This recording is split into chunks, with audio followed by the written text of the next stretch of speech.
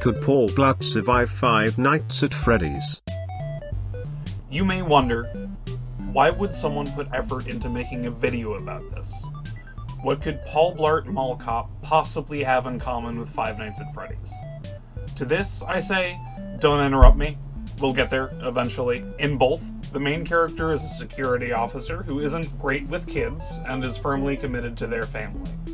Depending on what theories you buy into, the security officer in most of the early games is the same person, meaning both have been in multiple situations where they should have died.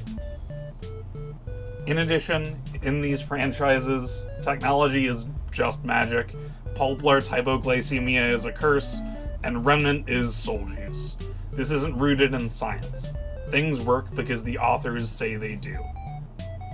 In this video, I aim to answer the question that has been nagging at the back of my mind for quite some time. I will provide a definitive list of Blart's strengths and weaknesses and answer the question, which 5 Nights at Freddy's games could Paul Blart survive, if any? Using the same methods practiced by any theorist worth their salt. Wild speculation based on incomplete data. Here's a quick synopsis if you haven't seen the films or played the games. Feel free to skip ahead if you have. Part 1. Synopsis. Paul Blart Mall Cop 2009 is an action comedy film that fails in both regards.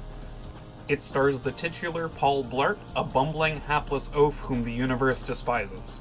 The first film shows Blart at his lowest, failing his 8th attempt at the police academy exam due to his fantasy hypoglycemia, which requires him to consume peanut M&Ms like their medicine. We'll dive deeper into that later, don't you worry, but for now, bear with me. Then, through a series of unlikely scenarios attempting to parody Die Hard, Blart single-handedly ends a hostage situation and uncovers police corruption. Somewhere in the middle of all this, he has a fantasy hypoglycemia attack and has to eat a lollipop off the ground. At the end of the film, Blart overpowers the gang leader who took over the mall, revealing that Blart's high school bully was in cahoots with the gang.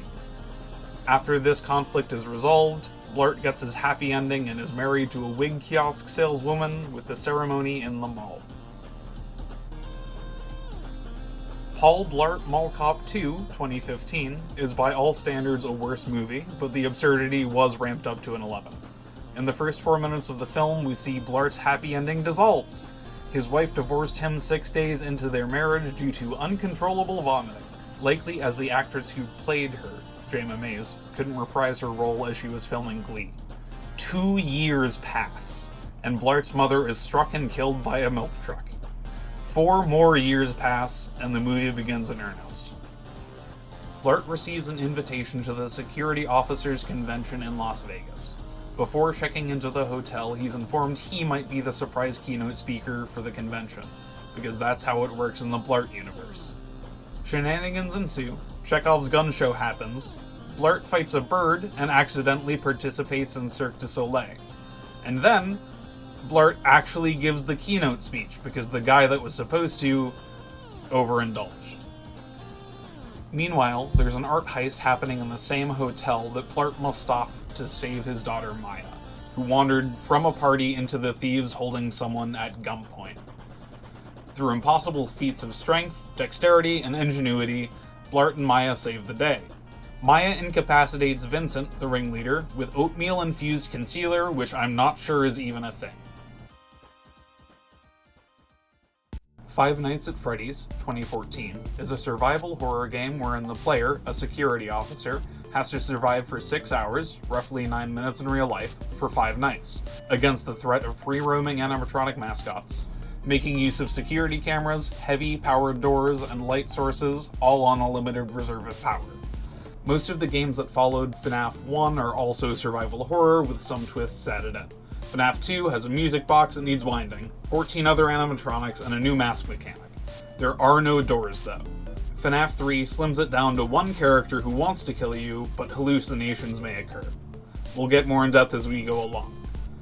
Though the story of 5 Nights at Freddy's is much debated and mercurial at best, and something that could drive someone to madness at worst, I hope you agree when I say that there are some striking similarities between these two franchises. Part 2. Blart statistics. For Blart statistics, I'm mainly borrowing the stat blocks from Dungeons & Dragons, in which stats are ranked out of 20, with 10 being average, although some further explanation will be necessary for some of these. Strength, 14. Blart is, despite being the butt of most of the fat jokes in the films, physically fit and incredibly competent when it comes to doing his job. He can finish nearly all of the Police Academy's test courses with relative ease. Dexterity, 10, with a modifier of plus or minus 5 at any given time. There's wild variance in his manual dexterity.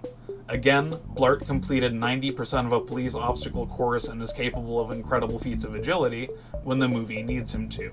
He can also just fall flat on his ass when the movie needs him to, so keep that in mind. Constitution, 16. Blart eats food off the floor like a wild animal, not fearing foodborne illnesses. He's incredibly durable. This man has been in so many situations where he should not have survived, yet death refuses to let him rest.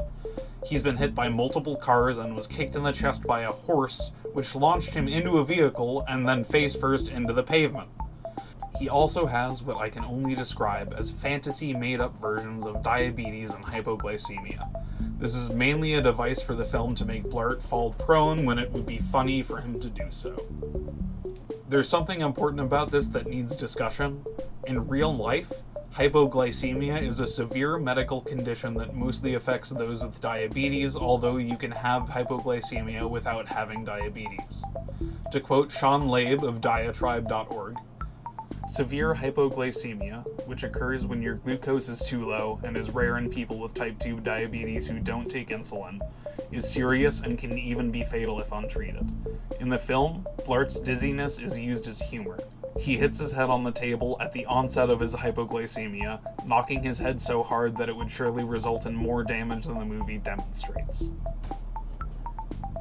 Much of the humor in the Paul Blart movies is derived from taking jabs at Kevin James's real-life human body, constantly deriding him for being out of shape and for his eating habits. Body shaming is a core element of the Paul Blart movies and could have been avoided. In most scenes where Paul is affected by dangerously low blood sugar, he would be in a life-threatening situation and would most likely require medical attention immediately. Keep in mind these are not good movies. Despite all of this, he constantly endures physical trauma that would have killed any average human. Intelligence, 12. In this specific case, intelligence almost exclusively applies to tech proficiency, which Blart has proven himself both with and against. In scenes where he is meant to be the weaker character, his intelligence is often lacking. But in scenes where the movie needs him to, say, hotwire a minivan or a Segway, or rig a vibrating fork to act as a taser that's strong enough to light someone on fire, he excels. Wisdom, 14. Wisdom measures a character's practical intelligence, their cleverness, their perceptiveness, and how in tune they are with the world around them. Blart is imperceptive, not clever in the slightest, and usually not the most sensible in any given situation. However, wisdom also covers practical intelligence. I'm interpreting this as, how good is he at his job? Which is to say, he's very good at his job. Charisma, 2. Blart is a charmless, hapless fool who drives anyone who tries to love him away from him. The only group of people he has any sort of rapport with are his brothers in arms, security officers, and that's only in the sequel, and it's only security officers that would go to a security officers expo. He's somehow utterly irresistible to the manager of the Wynn Hotel. He's especially terrible with kids, so the ghost children haunting the animatronics probably wouldn't care for him. Part 3. Rules and Assumptions. Each game is treated as if it were one isolated set of 5 games. No prior experience. The first Five Nights at Freddy's game is not the first game chronologically, and I'm not here to discuss a timeline. He isn't playing the games, he's trying to survive in the situation the game has the player in. He is the manager of Freddy's. He has all the information available to the player. He hears phone guys' calls. This takes place directly after Paul Blart Mall Cop 2, and he has all gear available to him in both movies. Since Mike in the FNAF movie was able to disable the animatronics with a wet floor sign and a taser, I don't see why Blart should have to go without the big sticky mess! Part 4, Outliers and Disqualifications. FNAF World. Blart in this scenario would either be the player or a single character in FNAF World. Either way, he's in no real harm. His moveset in this case would be Hot Cheese 2, and Segway Slam. Either way, no real danger. Ultimate Custom Night. The consensus with UCN is that it's William Afton, the player character, experiencing perpetual torture.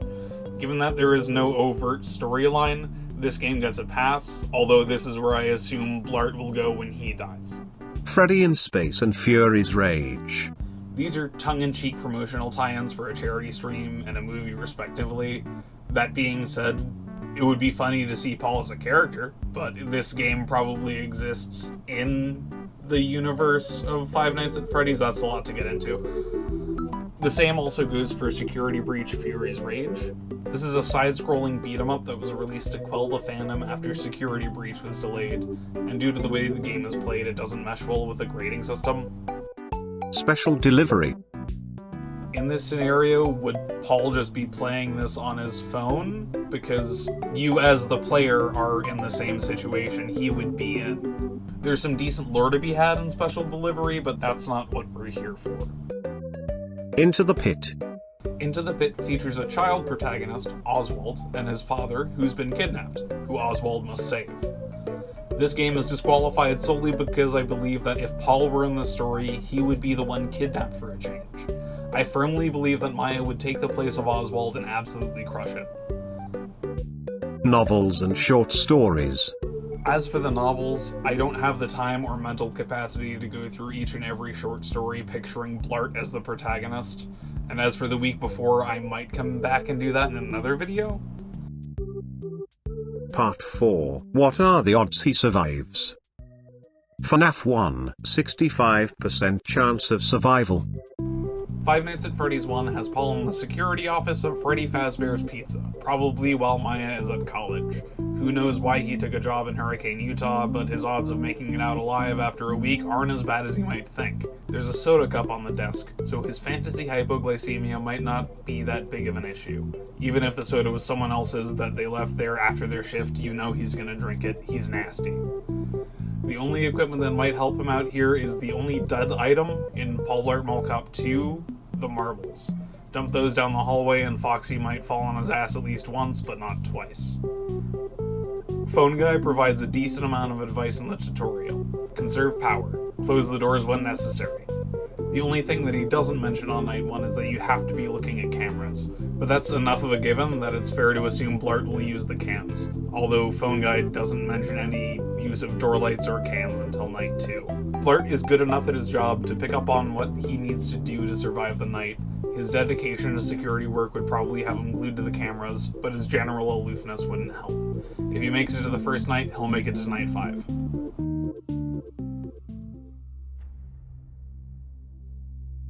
FNAF 2, 5% chance of survival.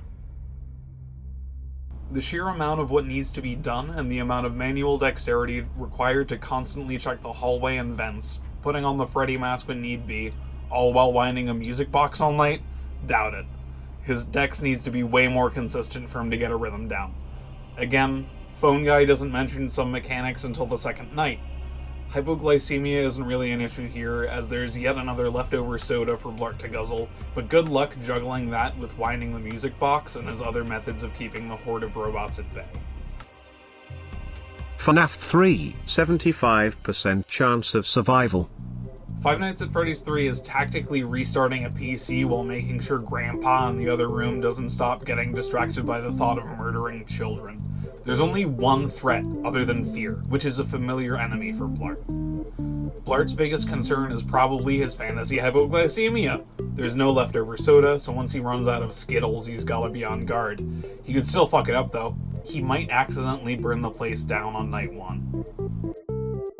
FNAF 4, 95% chance of survival. While there's debate on where this game falls on the timeline and whether or not the player character is a child experiencing nightmares, his brother/murderer having nightmares about the murder he did, or the hallucinations of a torture victim in Afton's torture basement, Blart is experiencing this directly after Paul Blart 2. He's a full-grown man.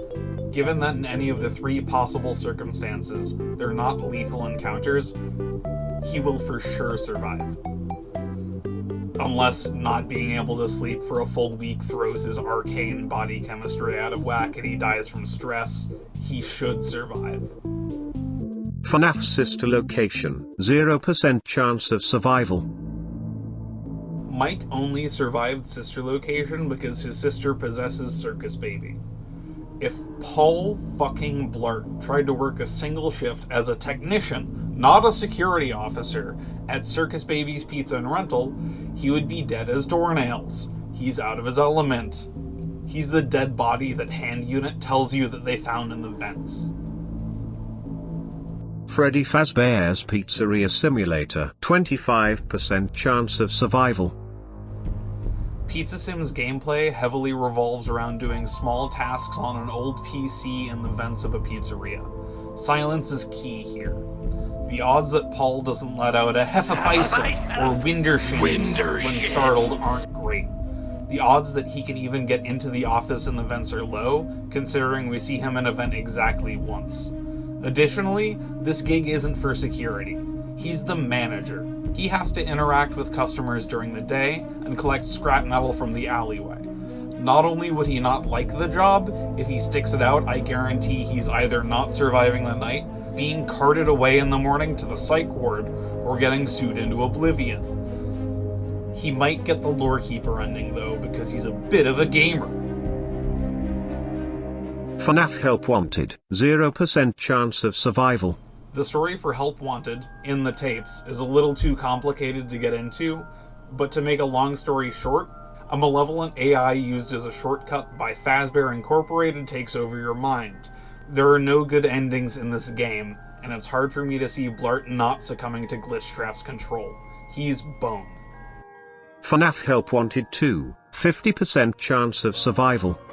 On one hand, this game represents a VR training program that reprograms the mind of the trainee for better use by Fazbear Incorporated. On the other, the story for Help Wanted 2 is almost tailor-made for one specific person. Cassie's dad, probably? We don't know if this scenario would have gone the same way for Paul. This could have been a training tape for Paul if he was working at Freddy's, but I think the results are inconclusive. Security breach, 100% chance of survival. This game takes place in a mall. This is home court for Paul. Blart would have his own ending. He, in place of Gregory, would know what a security officer would do in any situation. He could easily outwit Vanessa/Vanny. Hell, I doubt it would take him past 12:30 to get out of the mall, unless he chose to stay and fix the horror brewing beneath the Pizzaplex. In this situation, Paul Blart would strike at the root of evil, deep in the heart of the pizzeria/mall. Paul Blart is the only one who could solve security breach. Part 5. Conclusion. In conclusion, Paul Blart could survive a decent amount of these situations. In roughly half of the games, he could triumph. But in any scenario, Freddy Fazbear's Pizza is filling out one of 2 forms at the end of Blart's first week of employment. It's either a missing persons report or a pink slip. There's no scenario where Paul survives a night and doesn't tamper with the animatronics, whether that be tasing them with a jerry-rigged vibrating fork, spraying them with glue foam, or covering Foxy's hallway in marble so he can't run, he can't even stand. There are rarely good endings in the Five Nights at Freddy's franchise, which would be even more true for Mr. Paul Blart. Part 6. Paul Blart vs. the FNAF movie, or self-indulgent fan fiction. This version of the movie begins exactly the same as the original, with one key difference. We begin in media res, Blart strapped into the torture Freddy chair, the death mask lowering onto his grimace. But in this version, Blart breaks free, roaring triumphantly as he stands. Cue the first fart joke, reverberating into a flashback montage. Maya, graduating from UCLA with a major in criminal justice. Blart sheds a single tear, cutting directly to Maya accepting a lucrative job offer from Homeland Security in Utah. Paul, with little family left, moves with Maya to Utah, but decides to get a separate apartment next door to Maya to give her some freedom. Paul, with an abundance of free time and yearning to guard and secure, takes a job offer from a handsome devil. It's only guarding a pizza place at night, and they're not even operating. How bad could it be? Cut back to Paul freeing himself from the chair. He's still ripping ass. Paul bursts from the door, knocking over Chica on the way out and sending the cupcake flying. He barges through the building, making his way to the security office. Paul calls the police, blubbering incoherently over the phone, barely passing along any information, at least none they can use. They hang up on him. Bonnie starts banging on the door to the office. Paul calls Maya, again not making any sense. He starts to get drowsy as Bonnie continues breaking the door down. He spies a soda on the desk and downs it. He can't let his hypoglycemia get the best of him this time. Bonnie finally breaks through the door, grabbing Paul from behind. Paul, empowered by old nasty soda, throws Bonnie over his shoulder and into the security desk, frying his circuits. Paul hears metal footsteps coming down the hallway, so he moves to retrieve his emergency backpack from his locker. From the backpack, he takes a glass jar full of marbles and smashes it in the hallway. Foxy slips by cartoonishly and we hear a crash. Paul surveys the wreckage and nods. Suddenly, the power goes out. Paul hears the telltale humming of the Toreador March and starts to panic. He hides in one of the bathroom stalls, trying desperately to stay quiet. The humming stops, and the stall door flies off the hinges, revealing Freddy, his eyes glowing red. Paul produces a canister and lets loose a torrent of foam directly onto Freddy's face. They both pause for a moment. Ha! Bear mace! Never leave home without it! Silence. Oh right, not a real bear! Freddy responds by bursting into flames and falling to the ground. Paul quickly makes his escape, the pizzeria now engulfed in flames. A police car pulls up, and Vanessa steps out. What did you do? What happened? Paul attempts an explanation, but stops mid-sentence after mentioning the torture chair. Vanessa pulls a gun on him. Paul questions her commitment to the Force. If she's willing to cover up murderous robots, what else could she be hiding? He charges at her, tackling her to the ground as a shot rings out. She's knocked unconscious, but Paul's been shot. Paul stares at the burning pizzeria. Maya's car approaches and Paul explains everything to her, no matter how crazy it sounds. She trusts him. William Afton is arrested later that morning. This version of the movie lasts 35 minutes. The end! Thanks for listening, you rat bastards, and remember, have a heart. Don't be like Blart. Please, I'm begging you. Be less like Paul Blart.